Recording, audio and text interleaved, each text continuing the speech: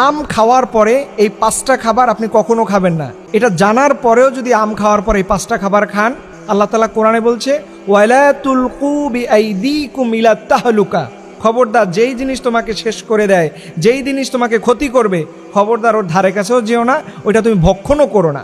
1 number, আম খাওয়ার পরে আপনি কখনো পানি খাবেন না, কারণ এই আমের মধ্যে রয়েছে হাইড্রেটিং শক্তি, ক্যাটোরিন, ক্যালসিয়াম, আয়রন, ভিটামিন সমৃদ্ধ থাকে এই আমের মধ্যে। খবরদার এই উপাদানগুলো থাকার পরে কোনো মানুষ যদি পানি পান করে তাহলে তার পেটের মধ্যে অ্যাসিডিটি হবে। এর জন্য মানুষ বলে ফল খাওয়ার পরে কখনো জল খাওয়া যাবে না। যারা আম খাবেন খবরদার মনে রাখবেন, বিশেষ করে আপনার বাচ্চাদের এবং বৃদ্ধ বাবা মায়েদের, কারণ ওনারা না বুঝে দেখবেন আম খাওয়ার পরে তৃষ্ণা লাগতে পারে।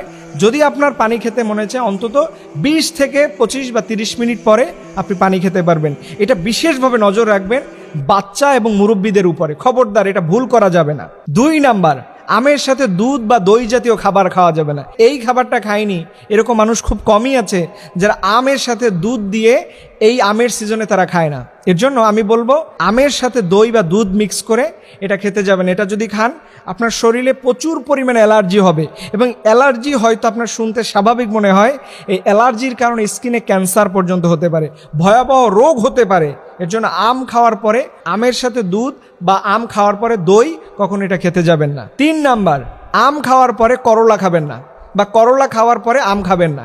দেখবেন আপনি অনেক সময় বেড়াইতে গেছেন, ওনারা আপনাকে প্রথমে ফুড দিল, আপনি খেয়েছেন, আম খেয়ে ফেললেন, এরপরে যখন ভাত দিবে ভাতের সাথে আপনি করলা দিয়ে খেলেন, আপনি কিন্তু তখন অসুস্থ হওয়ার সম্ভাবনা আছে, এবং এতে করে আপনার বমি বমির ভাবটা বেশি আসবে। আর একবার যদি 2 বার 3 বার একজন মানুষের বমি হয়ে থাকে, দেখবেন ওই মানুষটা খুব সহজেই তার যে এক্সট্রামিনার ছিল, তার যে একটা শক্তি ছিল, এটা মুহূর্তের মধ্যেই এটা ড্যামেজ হয়ে যায়। 4 নাম্বার, আম খাওয়ার পরে আপনি ঝালযুক্ত কোনো খাবার খাবেন না। দেখবেন অনেকে খাবার শুধু পেলেই খেতে থাকে, কোন খাবারের পরে কোন খাবারটা খাওয়া যায়, কোন খাবারটা খাওয়া যাবে না, ডক্টররা কি বিশেষজ্ঞ সাজেস্ট করে, এই বিষয়গুলো জানতে যায় না। দেখবেন খাবার পাইছে ঝাল দিয়া, সমানে ঝালমুড়ি, বিভিন্ন ফুচকা, এই টাইপের খাবারগুলো খেতে থাকে। খবরদার আম খাওয়ার পরে আপনি ঝালযুক্ত, মশলাযুক্ত কখনো খাবার খেতে যাবেন না। এটা খেলে আপনার হজমের মধ্যে খুবই সমস্যা ক্রিয়েট হবে।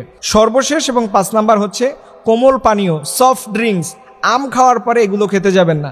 অনেকে দেখবেন আমের জুস করে, আমের ফালুদা তৈরি করে, আমের লাচ্ছি তৈরি করে, এটার সাথে অনেক সময় সফট ড্রিঙ্কস ব্যবহার করে। আর এখন তো ইদানিংকালে এত পরিমাণে জাঙ্ক ফুড খাবার বের হচ্ছে, যেগুলো খেলে পরে একটা মানুষের মাস্ট বি সে অসুস্থই হবে। আর এখন ইদানিং হসপিটালে খুঁজবেন, মানুষ এত পরিমাণ অসুস্থ, বিশেষ করে এই গরম সিজনে হয়। গরম সিজনে দেখবেন মানুষ আমটা একটু বেশি খায়, এই কারণে